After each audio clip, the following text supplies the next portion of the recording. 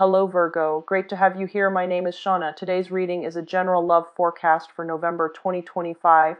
As always, take the messages that resonate and release anything that doesn't. Don't forget to like and subscribe to stay connected with upcoming readings. Let's see what's headed your way, Virgo. Tarot reading. So I am a year behind. So let's see what we have in store for you. So the first card out here is the Ten of Swords in the reverse position. Now, I was shuffling the cards earlier and a bunch of cards fell out and I had to redo the video. And what I was getting is that it seems like somebody is really interested in you. And it seems to me like for the past few months, okay, and this can go as far back as like summer, I feel that somebody is interested in you. And it seems to me almost like a twin flame type of relationship where you're the person that is running away. You're the person that is not able to commit, okay? And the other person is pursuing you pretty adamantly. So I don't know if that message makes sense, but that's what I was getting when the card showed up the first time. So while I'm getting this out, I just want to say that for a lot of you, you are kind of in the spotlight on the romantic front, and you're going to be able to attract people left and right. So if relationships have been, shaky in the past, it's important for you to go with the new things because you're in a very good position right now to attract very positive new relationship partners into your life. So I just want you to keep that in mind, okay? And take heed as well that your power of attraction is great, and that can be a blessing and a curse. So if you're the type, who wants to play the field, make sure that you are honest and upfront with your relationship partners, okay? Needless to say, because karma does come around, and when the universe gives us blessing and we abuse it, it can create a lot of basically karmic energies that needs to be repaid, okay? So just keep that in mind. So let me just pull out the other 4 cards. Okay, yeah. So I was getting earlier the Knight of Swords and the Knight of Wands. So definitely somebody is in pursuit of somebody. And for some reason, it has been, stop and go type of energy. And it seems to me like it has been dragged on for quite some time. So this is a good month for you to resolve this issue if you choose to, all right? So I'm going to say that this is a little bit of a troubling month. First of all, we do have the Nine of Cups as well as the Star card. Both of these are wish cards, and they're both in the reverse position. Now, I'm not going to, say that, oh, whatever it is you're hoping for, you're not going to get it, because that sounds very fatalistic. But I do feel that one of the things that I want you to keep in mind about is that there is going to be some type of a revelation as it pertains to people in your environment, okay? Because we do have an air sign here, Aquarius, Gemini, Libra, and then we do have a fire sign here, which is Leo, Sagittarius, Aries, that you have been dealing with for quite some time. And what I'm sensing is that there is definitely stuck communication, okay? Miscommunication. Or it can be, juggling 2 people, having feelings for 2 people, 2 separate people, and not really knowing where to go. So this is a situation where the wishes that are not coming to fruition, mainly because you're being indecisive. Okay, so if you were to just, pick a route, any route, or pick a path for yourself, any path, then things will be okay. But I understand that you're an earth sign and you want to, I guess, cover your bases, and you also want to really sit with a problem and find a solution.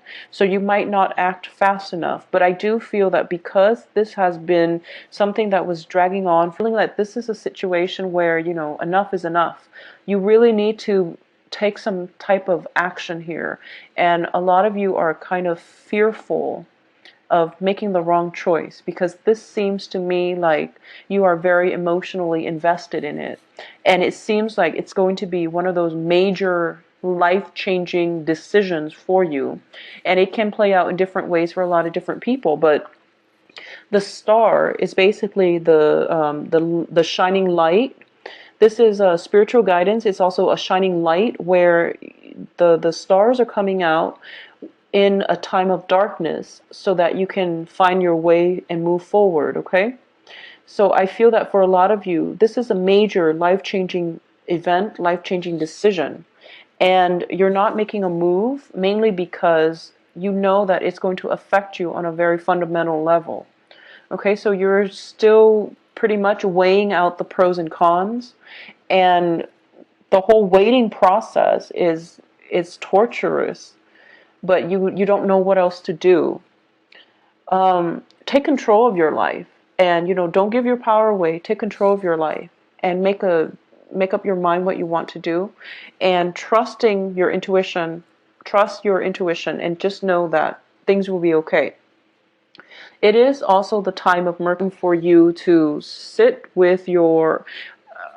Overall, I don't feel that Virgos make decisions very lightly. You've most likely spent months mulling it over and sleeping on it, and trying to figure out the best course of action. So I don't feel that this is a decision that you're making lightly. However, I do feel that it seems to me as if you've made up your mind and you figure out, okay, I'm going to go forward with it. But then the Mercury retrograde kicks in, and then you're dealing with a lot of self-doubt, okay? Maybe a similar situation was not favorable. It left like a lot of fear, and it left like a bitter taste in your mouth in the past. And moving forward with this decision, you feel that you don't want the same mistakes to repeat. But I'm going to say that you're dealing with different people in a different context. So don't be afraid. Do whatever it is that you need to do to get yourself unstuck and to also reclaim your power. Okay, so that's the major thing that I'm getting here. So let's talk about this cluster where all the people are. So the first thing I'm sensing is, for those of you who are dealing with an air sign, once again, it is Aquarius, Gemini, Libra. I do sense that there is an element here where communication overall is really has been problematic, okay? It has been problematic for quite some time. So I definitely feel that this is something that you need to address if you want to move forward with this person. And I don't feel, because it's a page energy, it could be somebody who is significantly younger. Okay, this can be even a child or just somebody that you're dealing with. And communication, for some reason, you're not seeing eye to eye. You're not aligned philosophically. And it has to do with, it could be just because of the differences in elements, or it could just be the fact that they are biologically younger than you, and it's difficult to bridge that generational gap, okay? I do feel that they look up to you a great deal, is what I'm sensing, because just the energy that I'm getting here. If this is, if this resonates with you and you feel like this is the person that you're deciding between and you don't really know how things pan out, well, I'm going to say that if you want to overcome the communication problems, you're going to have to give it a try. And air signs in general are very, very communicative. So whatever communication problems or emotional blockages that you've been having in the past with this person, you really have to, let your guard down a little bit and approach them in a very non-confrontational and non-critical light in order for things to advance forward, okay? That's with an air sign specifically. If you are dealing with a fire sign, and the fire sign is represented by the King of Wands here, I do feel that for a lot of you dealing with the fire sign, you've, it seems to me as if there were situations in the past that you felt as if you're getting the short end of the stick, okay? And this can be in romantic or just other interpersonal relationships, where they say they're going to do something and they don't really follow through. And instead of holding them accountable, you gave them another chance. And because of it, I don't feel that it's anything that you're doing, but I do feel that they are innately unreliable. So instead of holding them accountable for it and having some type of a discourse between, how that their behavior and how that made you feel, it was basically swept under the rug. And it's funny, I was getting the same type of energy for Leos as well. So there is a fire sign where flakiness is definitely an issue. And the flakiness, it can go both ways. I don't feel Virgos are innately flaky. I don't sense that with Virgos. But then again, your moon and ascendant signs can alter your behavior. But I do feel that, the problems were never properly addressed. And it became a pattern. It became a habit. It became a pattern. And now you're so deep in it, they don't feel it's a problem and you feel it's a huge problem. But you don't really know what to do to make them see, to make them, to open their eyes as to how this affects you. So this is definitely, things that you have to work out in your interpersonal relationship. So the month overall is not, I don't feel like it's very difficult. It's just about, setting boundaries, and it's about communicating with the other person effectively, which are things that you're not going to have problems with because you're an earth sign and because you're ruled by the planet Mercury. So that's not the problem. The issue here is not letting other people cross your boundaries. So, boundary setting is a two-step process. The first is that you have to draw your line in the sand. And the second step is like drawing your lines is not enough because these are imaginary things. So people can easily step over whatever, step over your lines. So defending your boundaries is the harder step in that process. And a lot of people don't understand this. They tell somebody verbally, I will not stand for this. And then they expect the other person to follow through. And then when the other person doesn't follow through, they don't call them out on it. They don't hold them accountable. So holding somebody accountable for their actions is something that you're going to have to do to, I guess, maintain, sustain, and also defend your boundaries, okay? Think of this as like, I guess, psychological warfare. And you don't want to let other people encroach upon your boundaries because it creates situations where we give too much of ourselves and then we end up empty-handed, okay?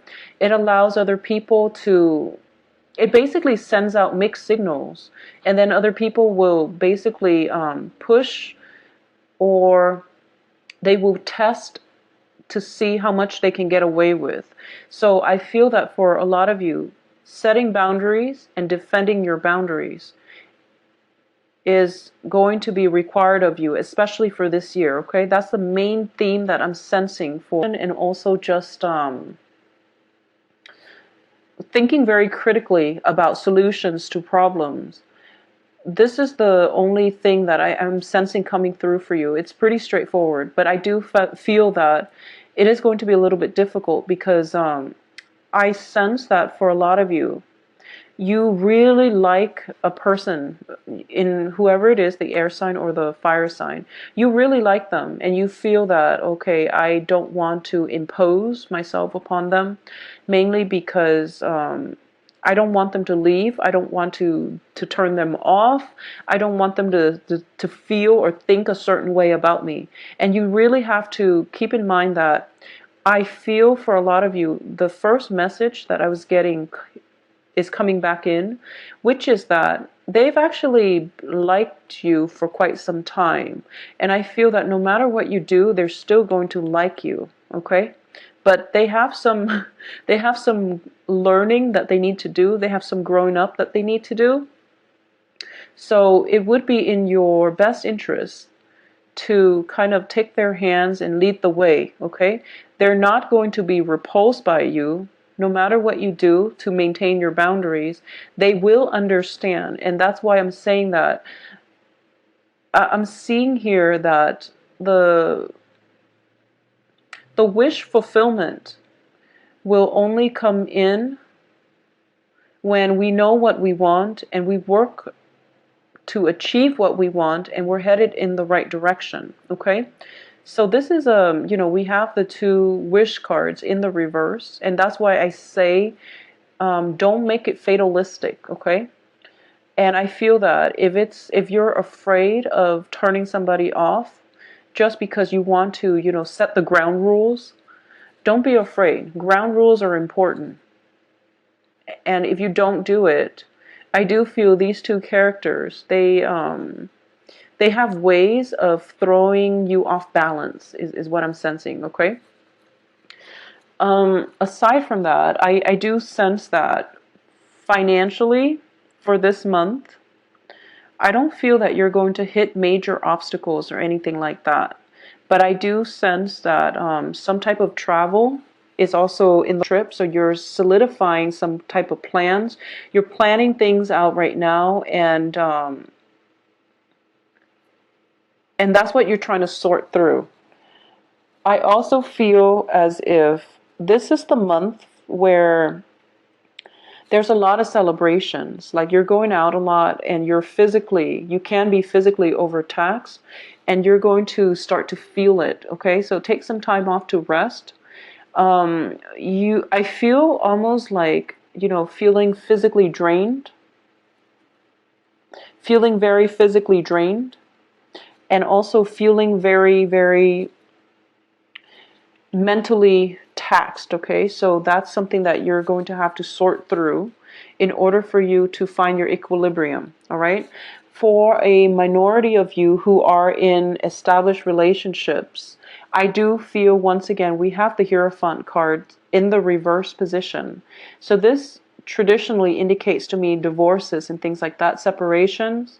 And a lot of you might be in a situation where you're spending time with the children, and there might just be, if you're going through a separation, you might have a very limited time window to spend with your children.